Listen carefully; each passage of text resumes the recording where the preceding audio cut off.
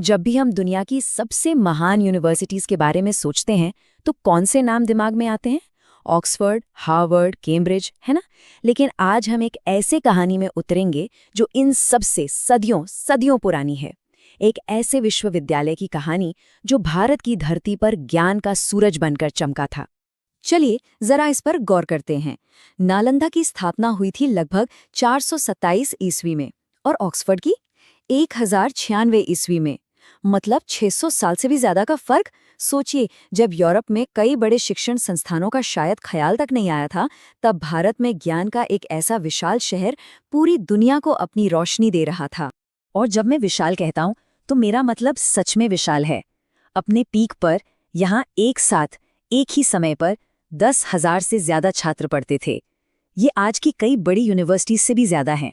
और इन 10,000 छात्रों को गाइड करने के लिए जानते हैं कितने शिक्षक थे? लगभग 2,000। मतलब हर 5 छात्रों के लिए एक टीचर। ये एक अविश्वसनीय रेशियो है। नालंदा सिर्फ एक यूनिवर्सिटी नहीं थी, ये तो अपने आप में ज्ञान को समर्पित एक पूरी की पूरी नगरी थी। तो ये कहानी शुरू कहाँ से होती है? चलिए समय में थोड़ा पीछे चलते हैं। 5वीं सदी। ये भारत का स्वर्ण युग था। गुप्त साम्राज्य का दौर। कला, विज्ञान, संस्कृति, हर चीज अपने शिखर पर थी।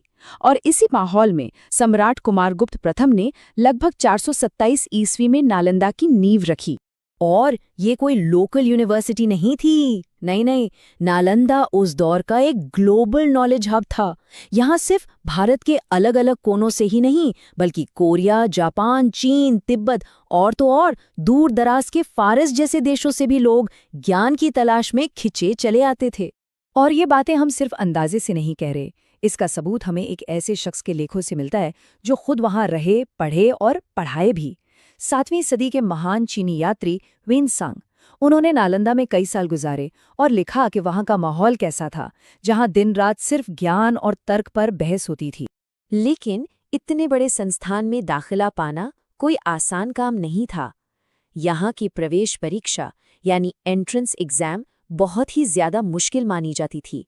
कहते हैं कि हर 10 में से मुश्किल से 2 या 3 लोग ही इसे पास कर पाते थे। यहाँ दाखिले का सिर्फ एक ही आधार था, मेरिट, आपकी काबिलियत। और अब आती है सबसे हैरान करने वाली बात। एडमिशन लेना जितना मुश्किल था, एक बार आप अंदर आ गए तो पढ़ाई, रहना, खाना पीना सब कुछ पूरी तरह से मुफ्त था। ये एक ऐसा अद्भुत मॉडल था जो सिर्फ आपकी प्रतिभा को देखता था। आपके पास कितना पैसा है, इससे कोई फर्क नहीं पड़ता था। तो आइए अब देखते हैं कि इस ज्ञान नगरी में आखिर पढ़ाया क्या जाता था। एक आम धारणा है कि ये सिर्फ बौद्ध धर्म की शिक्षा का केंद्र था, लेकिन सच इससे कहीं ज्यादा बड़ा और दिलचस्प है। हाँ, बौद्ध दर्शन तो एक जरूरी हिस्सा था ही, लेकिन उसके साथ साथ यहाँ गणित, एस्ट्रोनॉमी, मेडिसिन यानी आयुर्वेद, लॉजिक, ग्रामर, भाषा विज्ञान, ये सब कुछ पढ़ाया जाता था। ये एक ऐसा करिकुलम था जहां अध्यात्म को विज्ञान से और आस्था को तर्क से जोड़ा जाता था। उस दौर के लिए ये एक क्रांतिकारी सोच थी। और नालंदा के एकेडमिक लेवल का अंदाजा बस इस एक बात से लगाया जा सकता है कि महान गणितज्ञ आर्यभट्ट, जी हाँ वही आर्यभट्ट, जिन्होंने दुनिया को शून्य का कॉन्सेप्ट दिया, वो एक समय में इस महान संस्थान के प्रमुख यानी हेड थे।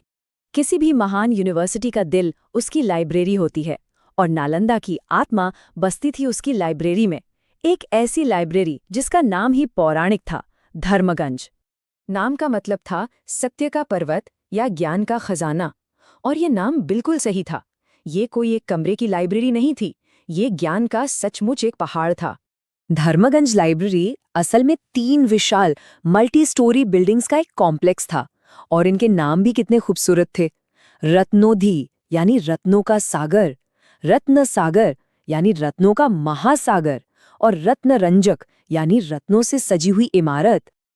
और इनमें से एक इमारत रत्नोदुधी के बारे में कहा जाता है कि वो 9 मंजिला ऊंची थी।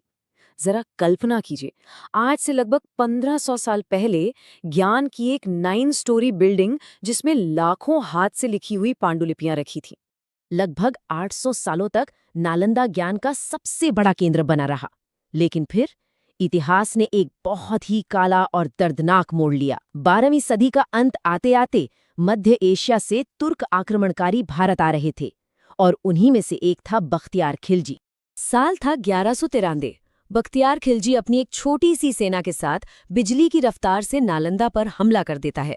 यह हमला इतना अचानक था कि वहां मौजूद निहत्थे विद्वानों और छात्रों को संभलने का मौका तक नहीं मिला। उनका बेरहमी से नरसंहार किया गया। हमला हुआ, लोगों को मारा गया, लेकिन एक सवाल आज भी जहन में उठता है, किताबों से ऐसी क्या दुश्मनी थी?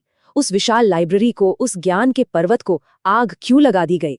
इसके पीछे एक किस्सा सदियों से सुनाया जाता है। कहते हैं खिलजी एक बार बहुत बुरी तरह बीमार पड़ा। उसके अपने हकीमों ने हाथ खड़े कर दिए। तब उसे सलाह दी गई कि वो नालंदा के प्रमुख आचार्य राहुल श्रीभद्र से इलाज करवाएं। खिलजी तैयार तो हो गया, लेकिन उसकी एक जिद थी, मैं किसी काफिर की दी हुई दवा नहीं खाऊंगा। आचार्य श्रीभद्र ने एक अनोखा तरीका निकाला। उन्होंने कुरान के कुछ पन्नों के किनारों पर एक अदृश्य दवा का लेप लगा दिया और खिलजी को दे दी। खिलजी किताब को पढ़ता गया और पन्ने पलटने के लिए जब जब अपनी उंगली को जीभ से लगाता, दवा उसके शरीर में जाती रही और वो चमत्कारिक रूप से ठीक हो गया। लेकिन जब उसे इस इलाज का राज पता चला तो शुक्रिया अदा करने के बजाय उसके अंदर ईर्ष्या और नफरत की आग भड़क उठी। उसे ये बर्दाश्त नहीं हुआ कि किसी और का ज्ञान उसके अपने लोगों से बेहतर कैसे हो सकता है, और इसी बौद्धिक असुरक्षा में उसने आदेश दे दिया, जला दो इस पूरी लाइब्रेरी को। इसका नतीजा विनाशकारी। इतिहासकार लिखते हैं कि वो लाइब्रेरी 1 या 2 दिन नहीं, महीनों तक सुलगती रही।